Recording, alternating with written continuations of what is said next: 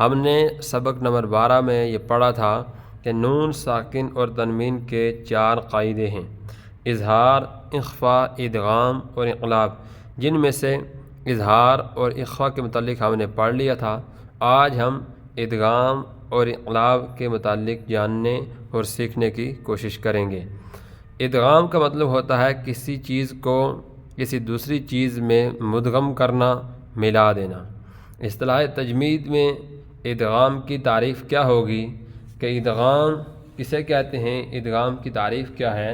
تو نون ساکن یا تنوین کے بعد، یہاں پہ اور نہیں آئے گا، یا آئے گا، تنوین کے بعد اگر حروف یرملون میں سے کوئی حرف آ جائے تو ادغام ہوگا، یعنی ایک حرف کو دوسرے حرف میں مدغم کر دیں گے، ملا دیں گے۔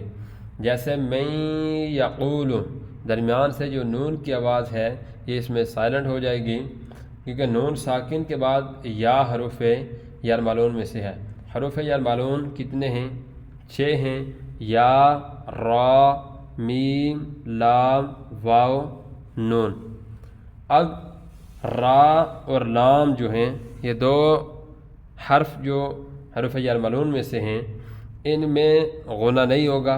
باقی 4 حروف یا، میم، واو اور نون، ان میں ہم غنہ کر کے پڑھیں گے۔ یعنی جب نون ساکن اور تنوین کے بعد را اور لام کے علاوہ حروف یرملون میں سے کوئی حرف آ جائے تو وہاں پر ہم غنہ کر کے پڑھیں گے۔ جیسے میں یقول میں نون ساکن ہے اور اس کے بعد یا حروف یرملون میں سے ہے، لیکن را اور لام کے علاوہ ہے، تو لہٰذا یہاں پر غنہ ہوگا۔ میں یقول، پھر غنہ کی مقدار 1 الف کے برابر ہے، جو ہم نے پیچھے پڑھ لیا تھا۔ اور توڑ کیسے کریں گے؟ کیونکہ یہاں پر تشدید والا سبق ہم نے ماقبل میں پڑھا تھا، ہم میم کو یا کے ساتھ ملائیں گے۔ توڑ کرتے ہوئے ہم نون کو بھی توڑ کریں گے، لیکن ملا کے جب پڑھیں گے تو درمیان سے نون کی آواز اس میں سے سائلنٹ ہوگی۔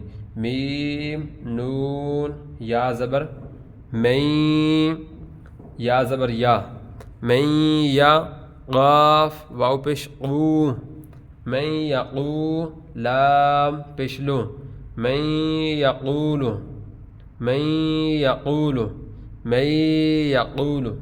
ٹھیک ہے، تو یہاں پہ غنہ ہوگا اور غنہ کی مقدار 1 الف ہے۔ ایسے ہی دوسری جو چیز ہمارے پاس وہ انقلاب ہے۔ انقلاب کی تعریف کیا ہے؟ نون ساکن یا تنوین کے بعد سب سے پہلے آپ نے دیکھنا ہے کہ کوئی حرف ہے تو نون ساکن ہے یا نہیں۔ اگر نون ساکن ہے تو ٹھیک ہے، اس کے بعد والے حرف کو دیکھیں گے۔ لیکن اگر نون ساکن نہیں تو تنوین ہے تو بعد والے حرف کو دیکھیں گے۔ تو بعد والا حرف اگر با ہو، نون ساکن یا تنوین کے بعد اگر حرف با آ جائے تو انقلاب ہوگا، یعنی نون ساکن اور تنوین کو میم سے بدل کر، یعنی نون ساکن اور تنوین کے بعد اگر با آئے تو میم سے بدل کر اخفا کر کے پڑھیں گے، یعنی یہاں پر بھی غنہ ہوگا۔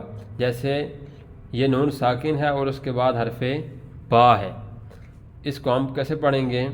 میم نون زیر من، ٹھیک ہے، کیونکہ با کے اوپر شد نہیں ہے، با کے ساتھ اس کو ملائیں گے نہیں، میم نون زیر من۔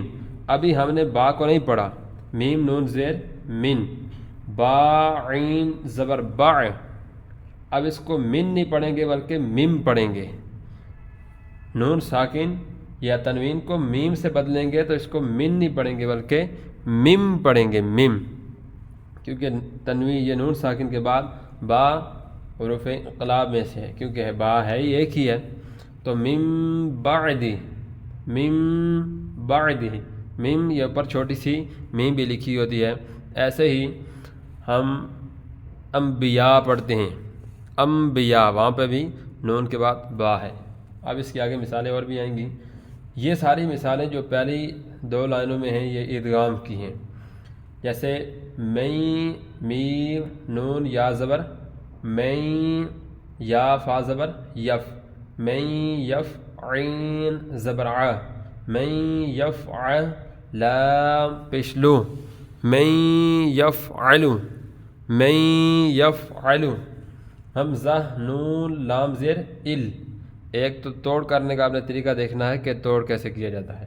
حمزہ نون لام زیر ال، اب ہم نے پڑھا تھا کہ نون ساکن کے بعد اگر حروف جر ملعون میں سے لام اور را آ جائیں تو وہاں پہ گناہ نہیں ہوتا، یہ ہم نے پڑھا را اور لام میں بغیر گناہ کے، تو لہٰذا یہاں پر الم، ان لم نہیں ہوگا، ناک میں آواز جائے گی الم، کیونکہ یہ نون ساکن کے بعد لام ہے۔ ایسے ہی میم نون را زیر مر، را با زبر رب، مر رب، اب اس کو ہم نے مدغم تو کیا را میں، لیکن یہاں پہ گناہ نہیں ہوگا کیونکہ نون ساکن کے بعد را حروف جر ملعون میں سے ہو، را اور لا میں گناہ نہیں ہوتا۔ مر ربکا، مر ربکا، ایسے ہی میم نون واو زیر میم، پھر نون، پھر واو اور پھر زیر، اس کو کیسے پڑھیں گے؟ میوں واو زبر وا، میوں وا، را الف زبر را، میوں ورا، حمزہ زیر ای، میوں ورائی، ہا کھڑی زیر ہی، میوں ورائی ہی، اب نون ساکن کے بعد واو ہے تو واو میں غنہ ہوگا، غنہ کر کے پڑھیں گے، میوں ورا، را موٹا پڑھیں گے، اس میں را کے اوپر زبر ہے۔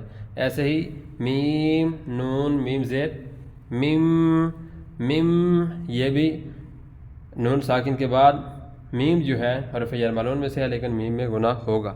میم مثلہ، میم ساکن کے قواعد آگے آئیں گے، وہ 3 قواعد ہیں، اس سے اور زیادہ یہ سبق آسانی سے سمجھ آ جائے گا۔ میم مثلہ، ایسے ہی میم نون نون زیر من، من ہم نے یہ نون توڑ کرتے ہوئے تو پڑھا، لیکن جب ملا کے پڑھیں گے تو نیکسٹ آگے والا نون پڑھیں گے، من نفسہ، تو یہاں پہ بھی نون ساکن کے بعد نون حروف جر ملعون میں سے ہے تو یہاں پہ بھی گناہ بھی ہوگا۔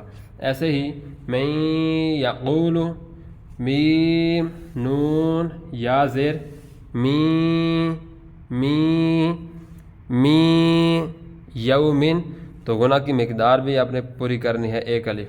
ایسے ہی من نصیر، من میم نون نون زیر من، من نصیر، میم نون لام زیر مل، نون ساکن کے بعد لام ہے تو یہاں پہ گناہ نہیں ہوگا۔ مل لدنہ، ایسے ہی یا زبر یا، کاف نون لام پیش کل، یا کل لام زبر لا، اب شاد والے حرف کو 2 مرتبہ پڑھتے ہیں، یا کل ہا الٹا پیش ہو، یا کل لہو، اب یا کنی، کاف کو لام میں مدغم کیا، ٹھیک ہے، تو یا کل لہو، یا کن لہو بھی نہیں ہے، گناہ بھی نہیں کیا، ٹھیک ہے، تو یہاں پر نون ساکن اور تنوین کے بعد لام آیا تو یہاں پہ گناہ بھی نہیں ہوگا۔ ایسے ہی خلقن، یہ تنوین کی مثال ہے، ٹھیک ہے، 2 زیر کی تنوین ہے، اس کے بعد نون آیا تو ہم نے پڑھا تھا کہ نون ساکن یا تنوین کے بعد، تو یہاں پہ تنوین ہے، تنوین کے بعد بھی نون آیا اور حروف جر ملعون میں سے، تو یہاں پہ بھی کیا ہوگا، یہاں پہ بھی ہم گناہ کر کے پڑھیں گے۔ قاف نون 2 زیر قن، خلقن نعیدہ، اب یہاں پر یا ساکن سے پہلے زیر ہے، یہ حروف مدہ میں سے ہے اور یہ کھڑی حرکات میں سے الٹا پیش ہے، ان کو ایک ایک حرکات تک لمبا کر کے پڑھیں گے۔ خلقن نعیدہ، نعیدہ، دال کے اوپر پیش ہے تو اس کو حرکات کو لمبا نہیں کرتے۔ ایسے ہی میم نون واو زیر میوں، واو زبر وا، میوں و، لام یا زیر لی، میوں ولی، یا 2 زیر ین، میوں ولین۔ ایسے ہی رجلین، لام یا 2 پیش، لام یا 2 پیش لوئیں، یہ تنوین کے بعد یا حروف جر ملعون میں سے ہے تو اس میں گناہ ہوگا۔ رجلین یسعی، را کو پر پڑھیں گے کیونکہ را کے پر زبر ہے۔ ایسے ہی من نطفۃ، یہاں پہ طا دیکھ لیں کہ طا حروف قلقلہ میں سے بھی ہے، من نطفۃ۔ ایسے ہی آپ نے حرف کے اوپر نظر رکھنی ہے، یعنی ما قبل کے اندر جتنے اسباق پڑھیں سارے آپ نے دیکھنے کہ پچھلے اسباق میں سے یہاں پہ کون سا قاعدہ ہے، کون سا رول ہے۔ ایسے ہی یہ ساری مثالیں جو تھیں وہ ادغام کی تھیں۔ آگے یہ جو آخری لائن ہے اس کے اندر جتنی بھی اگزامپل ہیں یہ انقلاب کی ہیں۔ اب میم نون زیر من توڑ کیسے کرنا ہے انقلاب کا؟ میم نون زیر من سمپلی آپ من پڑھیں گے کیونکہ آگے ہم نے نیکسٹ ورڈ نہیں پڑھا۔ با قاف زبر باق میم، اب ہم اس کو میم پڑھیں گے، میم دو میم، میم باق لام زیر لی، میم باق لی ہا الف زبر ہا، میم باق لی ہا، قاف حروف قلقلہ میں سے ہے، یہاں پہ قاف ایک تو حروف مستعلیہ میں سے، دوسرا حروف قلقلہ میں سے بھی ہے، تو یہاں پہ قلقلہ بھی ہوگا۔ میم باق لیہا، میم باق لیہا، ایسے ہی حمزہ نون زبر ان پڑھیں گے اس کو۔ با حمزہ زیر بی، ہم نے پڑھا تھا کہ حمزہ ساکنہ کو ہمیشہ جھٹکا دے کر پڑھتے ہیں، جیسے ہم نے پڑھا تھا مؤمنون، اس کی اگزامپل بھی پڑھی تھی۔ تو بی، اب کیونکہ ہم نے نون ساکن کے بعد آگے والا حرف پڑھ لیا ہے، توڑ کر لیا ہے، لہذا ہم اس کو اب ان نہیں پڑھیں گے بلکہ پڑھیں گے، ٹھیک ہے۔ بئہم، ایسے ہی لام زبر لا یا نون پیش یون، میں ان کو ان کی حرکات کے بعد لمبا نہیں کر رہا کیونکہ بہت زیادہ سبق لمبا ہو جاتا ہے، یہ آپ نے دیکھنا ہے کہ کس ورڈ کو کتنا لمبا کر کے پڑھیں گے، ٹھیک ہے، جو اس کی اپنی حرکات ہیں، جس فی نفس ہی اس کو کتنا لمبا کریں گے۔ تو لام کو 3 حرکت تک لمبا کر کے پڑھتے ہیں، لام زبر لا، تو میں اس لمبا کروں گا تو وہ لیکچر بہت لمبا ہو جاتا ہے، ٹھیک ہے۔ لام زبر لا یا نون پیش یون، لا یون، کیونکہ ہم نے نیکسٹ ورڈ نہیں پڑھا۔ با زبر با، تو اب ہم نے نیکسٹ ورڈ پڑھ لیا ہے نون ساکن کے بعد والا، تو ہم اس کو پڑھیں گے لیم، یہاں پہ بھی اخفا ہوگا۔ ذال نون زبر ذن، لیم بذن نون زبر نا، لیم بذن، یہاں پہ اخفا ہو رہا ہے، یہ نون مشدد ہے، تو ہم نے پڑھا تھا نون مشدد اور میم مشدد میں ہمیشہ ہونا ہوتا ہے، لیم بذن۔ ایسے ہی قاف واو زبر قو، لام 2 زبر لن، قولن، یہ واو ساکن ہے، اس سے پہلے زبر ہے تو یہ حرف لین میں سے، قولن۔ با زبر با، قولم، اب اس کا ہم قولم پڑھیں گے، قولم بالیغن، ایسے ہی را 2 زبر رن، خبیرن، با زبر با، اب را الف نہیں پڑھیں گے، را 2 زبر رن، خبیرن، با زبر با، خبیرم، اب ہم اس کو خبیرم، بصیرن۔ تو یہاں پر اگر آیت ختم ہوتی ہے قرآن مجید میں تو آخر میں یہ جب آ جاتا ہے تو اس کو خبیرم بصیرا پڑھیں گے، وہ قواعد آگے آئیں گے، خبیرم بصیرا، ٹھیک ہے۔